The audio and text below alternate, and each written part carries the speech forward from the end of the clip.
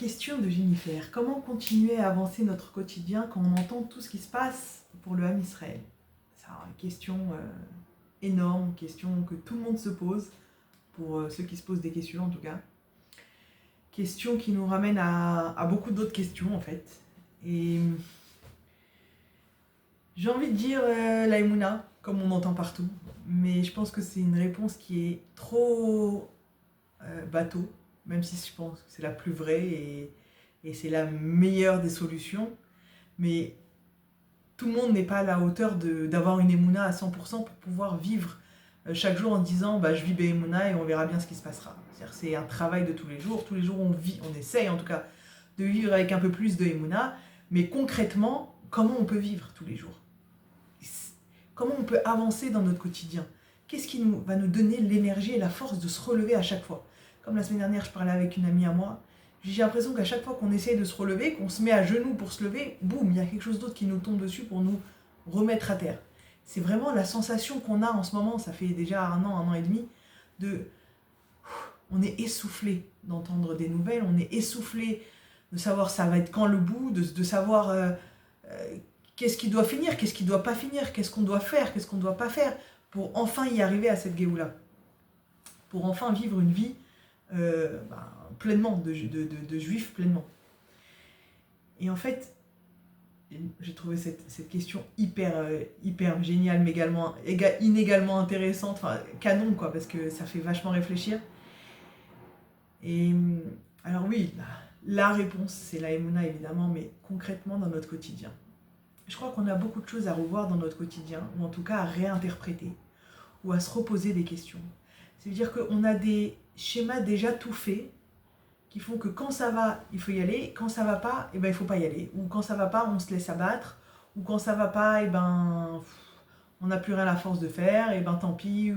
C'est des schémas tout faits, c'est des schémas que le cerveau il a enregistrés, c'est des schémas que la société elle nous donne. C'est-à-dire que la société elle n'est pas dans l'individualisation de chacun. C'est-à-dire que faut comprendre que chacun il a un cerveau différent, chacun il a une mission différente, chacun il a une neshama différente. Donc chacun il a un fonctionnement différent. Alors il y a des fonctionnements qui se ressemblent, bien sûr, il y a des choses qui font qu'on a des points communs, etc. Points communs à l'être humain, points communs aux juifs, points communs aux femmes, et les taux se resserrent comme ça. Mais finalement, chacun est vraiment différent. Chacun est vraiment différent par son éducation, par son passé, par ses traumas, par sa capacité à interpréter les choses, par sa capacité à se remettre en question. Chacun, il a une façon de réfléchir ou de réagir qui est différente de l'autre. Évidemment, quand la Torah nous dit ne juge pas l'autre tant que tu n'es pas à sa place, tu ne jugeras jamais l'autre parce qu'on ne sera jamais à sa place. On ne pourra jamais vivre la même vie que l'autre, et quand bien même dans les événements extérieurs on aurait à peu près la même vie, on a chacun sa façon de réagir aux événements, on a chacun sa façon d'interpréter l'événement, on a chacun sa façon de se relever d'une épreuve, ou de se laisser abattre par l'épreuve, on a chacun sa façon de guérir sa blessure. Donc en fait, personne n'est comparable à personne. Pourquoi je vous dis ça? Parce qu'en fait, on a toujours deux chemins qui se présentent à nous, au minimum. On a un chemin où on entend les nouvelles, où on entend ce qui se passe, et on a le choix de se dire je me laisse abattre ou je prends ma vie en main. Je choisis d'attendre 120 ans, avec perte et fracas, ou je décide aujourd'hui, malgré tout ce qui se passe, de choisir ma vie, de choisir là où je veux aller, de choisir ce que je veux faire de ma vie, de choisir comment je veux la vivre en tant que qualité de vie. Ça veut dire que les événements extérieurs ne sont pas censés influencer, encore une fois, ne sont pas censés influencer qui je suis ou ce que je veux dans ma journée. C'est-à-dire que Hachem, il nous donne les événements, il nous donne les épreuves, les joies, les moins bonnes joies, et nous, on en fait ce qu'on veut. Est-ce qu'on veut en faire quelque chose pour nous enfoncer, ou est-ce que je veux en faire quelque chose comme un tremplin, pour justement dépasser et essayer de vivre la chose de façon différente? Est-ce que je veux prendre la leçon de ça, ou est-ce que je veux me laisser abattre et être victime de ma vie en me disant je suis né sous une mauvaise étoile, de toute façon je suis né le vendredi 13, laisse tomber, c'est fichu. Alors j'ai toujours deux choix, et ça s'applique tous les jours, chaque seconde de ma vie. C'est-à-dire que c'est parce que j'ai un événement difficile que je vais me laisser abattre. C'est pas parce que la vie en ce moment elle est difficile que je dois me laisser abattre. Évidemment, on est un être humain, ça veut dire que ça fonctionne comme ça, d'accord, comme un électrocardiogramme. Donc il y a des jours oui, des jours non. Mais l'objectif, c'est quoi mon objectif? Est-ce que je choisis de vivre ma vie, comme il y a écrit dans la Torah, ou bacharta bachaim, tu dois choisir la vie. C'est quoi la vie? La vie, c'est la vie. C'est pas l'existence. C'est pas passer le temps jusqu'à la mort. La vie, c'est choisir la vie. La vie, c'est se dépasser, c'est s'améliorer, c'est apprendre à regarder les choses différemment, c'est se travailler, c'est devenir quelqu'un d'autre. C'est ça la vie. La vie, c'est diminuer les combats intérieurs, diminuer le maximum que l'on peut, tous ces conflits qu'on a à l'intérieur, tous ces reproches, encore une fois, on revient sur l'amour de soi, sur l'acceptation. Tout ça, c'est la vie. Ça veut dire apprendre à donner une meilleure qualité de vie tous les jours. Apprendre à prendre le bon côté de la vie. Ça veut dire que les événements, on ne les choisit pas. J'ai été cette semaine confrontée à un deuil dans ma famille. Et en fait, on se dit on a deux façons de voir les choses. Évidemment, on rend visite aux endeuillés. Alors, il y a deux choses dans le deuil. D'abord, on voit que la Torah elle-même, elle fixe 7 jours de deuil. D'accord? On a 7 jours de deuil. Pourquoi? Parce qu'il y a un temps pour pleurer. Parce qu'il y a un temps où il faut ressentir les émotions. Il y a un temps où il faut ressentir les émotions. La Torah, elle sait qu'on est des humains. La Torah, elle sait qu'on a des émotions. La Torah, elle sait que c'est dur. La Torah, elle sait tout ça. C'est Hachem. Hachem, c'est lui qui nous donne les événements. C'est lui qui a donné la Torah. C'est lui qui est le maître de l'être humain. C'est lui qui sait exactement le fonctionnement de l'être humain. C'est lui qui peut nous donner la recette optimale, je ne sais pas comment on dit, optimale je pense, du fonctionnement de l'être humain. Comment tirer le meilleur de l'être humain. Donc évidemment dans le deuil, il y a cette partie des 7 jours où la personne elle s'arrête et elle pleure. C'est comme ça, il faut encaisser l'émotion. Ça ne veut pas dire qu'on refuse, ça ne veut pas dire qu'on est en colère, ça ne veut pas dire... Il y a une partie où on peut aussi être en colère d'ailleurs, il y a une partie où on s'arrête et on pleure. Ok. Maintenant, il y a des gens qui viennent visiter ces endeuillés. Il y a deux choses. C'est où on s'enfonce avec l'endeuillé. Alors, on se met à pleurer avec lui et et limite on prend le deuil sur nous et on peut plus écouter de musique, ou plus c'est proche, évidemment, plus on est touché, c'est normal. Ou bien il y a ce côté, j'accompagne, je viens en visite, je compatis à la douleur, mais je prends conscience aussi de la valeur de la vie. Je sors de là-bas et je me dis, merci Hachem, je choisis de vivre. Je vois comment c'est dur le deuil, je vois comment la vie, elle est entre les mains d'Hachem et entre personne d'autre. Alors c'est pas fait pour vous angoisser, mais c'est exactement ça. Donc j'ai encore un choix devant moi. Est-ce que je m'enfonce avec la famille endeuillée, ou est-ce que je décide moi justement de profiter de la vie, de me dire, mais attends, mais la vie, il faut en faire quelque chose. Hachem, il nous a donné des moyens, il nous a donné des possibilités, il nous a donné un potentiel, il nous a donné une capacité à agir, il nous a donné une famille, il nous a donné des enfants, un mari, des parents, des frères, des sœurs, des amis.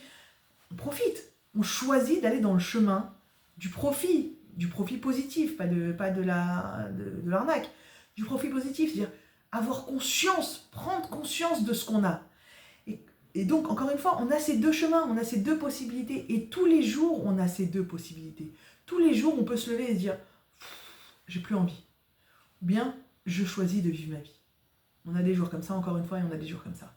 Mais quand on pose cette question de comment on peut encore avancer avec cette situation, on a possibilité ou de s'enfoncer, ce qui est le plus facile pour l'être humain, ou de rebondir pour se dire « ok, la vie, elle est dure ». La vie, voilà, il y a des guerres, il y a des morts, il y a des familles, des khatoufim, etc. Moi, au Hachem, j'ai ça, j'ai une famille, j'ai un mariage, j'ai un mari, j'ai des enfants, j'ai, je sais pas, un travail, j'ai de la parnassa.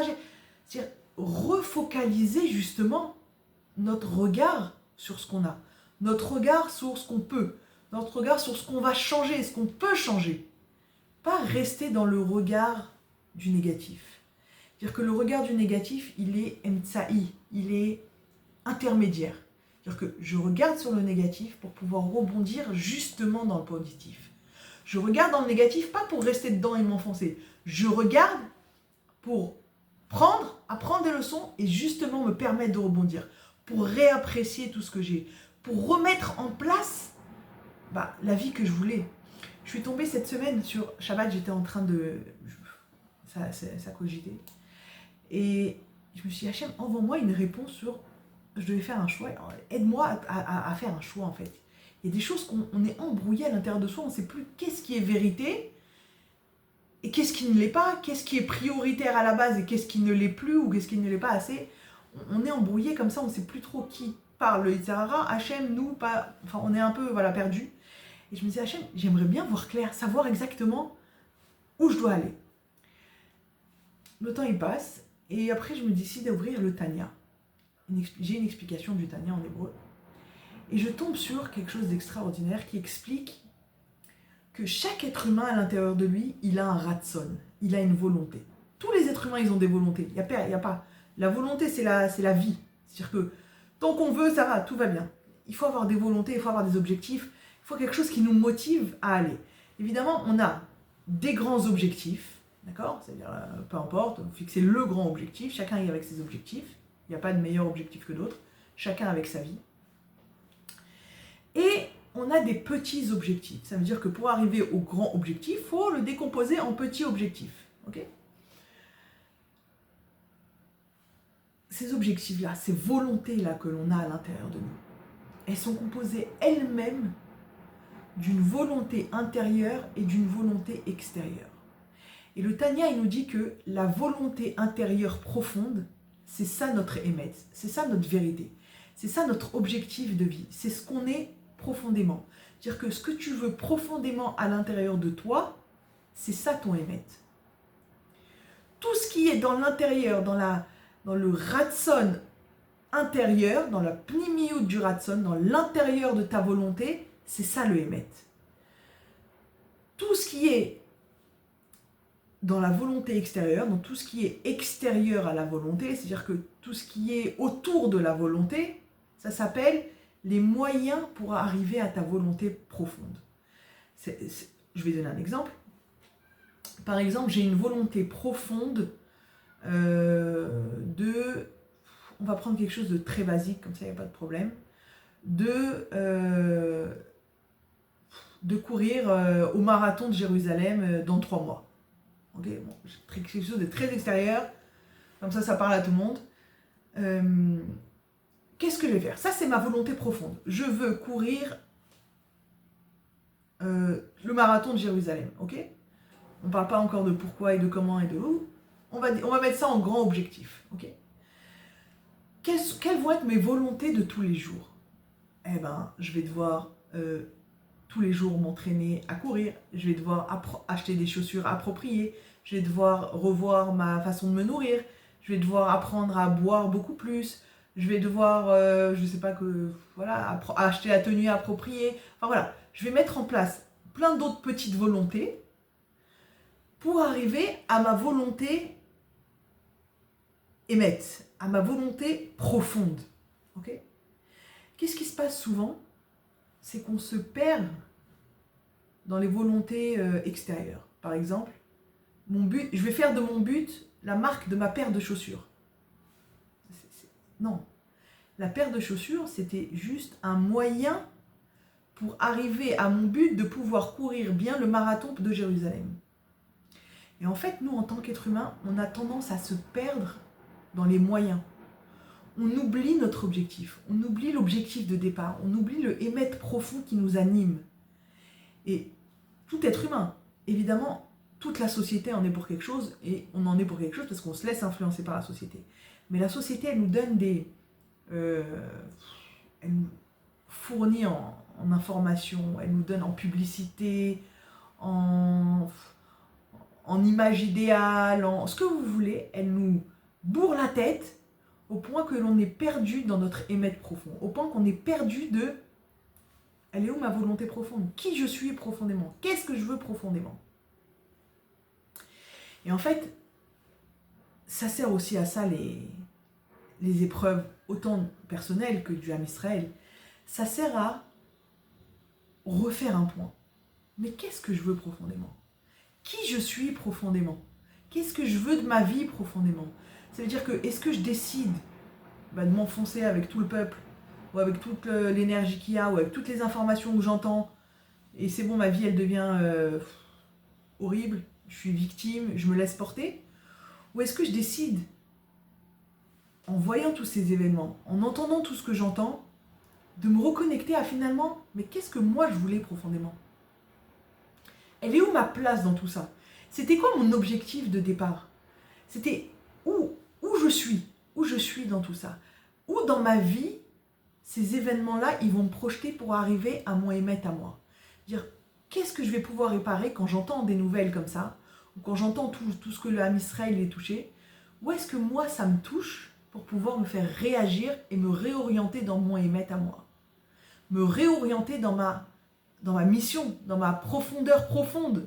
Ça ne se dit pas peut-être. Dans qui je suis profondément. Dire que tout ce qui est extérieur est censé nous ramener à un questionnement intérieur. On n'est pas censé prendre l'extérieur dans la tête et se faire noyer par ça. On est censé le prendre avec une certaine distance et de se dire, c'est ok, j'ai mal, ça me fait mal d'entendre, c'est dur d'entendre, mais qu'est-ce que je vais faire moi pour vivre ma vie au mieux justement? Aussi bien à mon échelle à moi, qu'à l'échelle du peuple, qu'à l'échelle du Ham Israël.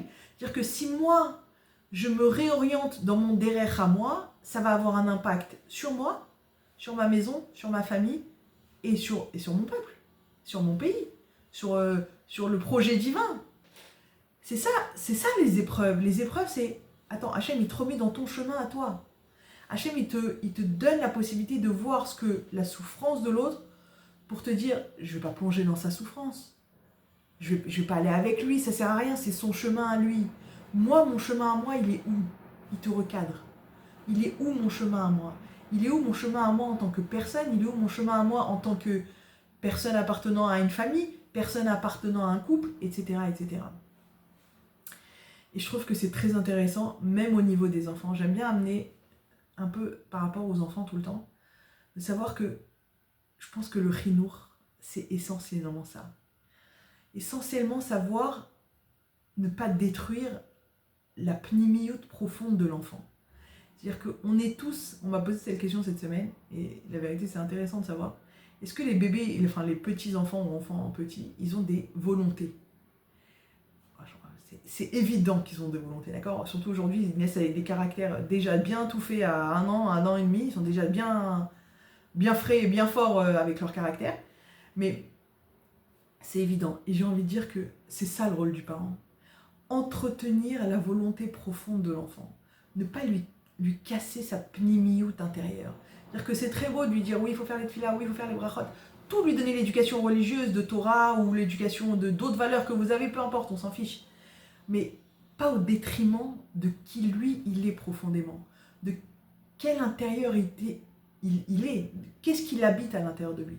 Le rôle du parent, c'est de ne pas casser le ratson de l'enfant. Des fois, on a une tendance comme ça à vouloir imposer ce que nous, on pense à nos enfants, ou ce que nous, on sait, parce qu'on a de l'expérience, parce qu'on est vieux, parce qu'on a fait des bêtises, ou parce que, peu importe, on veut imposer nos conclusions à nous, nos leçons, ou ce qu'on a appris. Alors, on peut en parler, évidemment, que c'est écrit que, voilà, l'expérience des skenim, c'est écrit dans la Mishnah à quel âge, etc. Parce que l'expérience, c'est hyper important.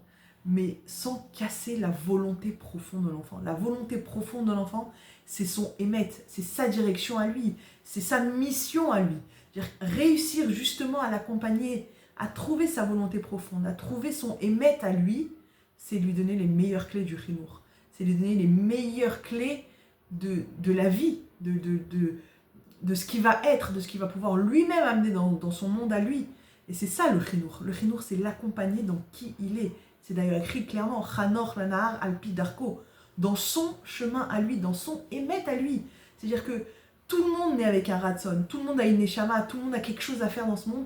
Et le plus beau du chinour, c'est de l'amener justement à ce émet, de l'accompagner dans son émet à lui, sans lui donner toutes nos croyances, sans lui... tout ce qu'on peut, mais sans lui donner toutes nos croyances, nos expériences, qu'elles soient bonnes ou mauvaises, peu importe. Lui faire part, lui conseiller, voilà, l'écouter, oui, discuter, ok, mais sans lui imposer ce que nous, on est à l'intérieur. De la même façon, sans imposer à l'autre. Je pense que vraiment, le plus beau cadeau qu'on puisse faire, c'est aider à qui que ce soit à nos enfants, à notre voisine, peu importe, c'est l'aider à se connaître, l'aider à savoir qui il est, l'aider à lui montrer ses points forts, l'aider à lui montrer sur quoi il réussit, sur quoi... Bien sûr, lui donner le recette, etc., c'est sûr, mais apprendre à la personne qui elle est, lui montrer la beauté qu'il a à l'intérieur, c'est lui donner les forces d'avancer chaque jour. Alors, Bezrat Hashem, on va se relever évidemment de tout ce qui se passe en Israël. Évidemment qu'on va se relever plus fort. Mais là, on a chaque jour un choix de se dire, je choisis justement de ne pas me laisser influencer par le négatif de la situation, mais justement que ce soit un tremplin pour moi, de choisir justement de vivre, de grandir, de faire grandir autour de moi pour Bezrat Hashem qu'on arrive à la Géoula Berachamim. Bonne journée.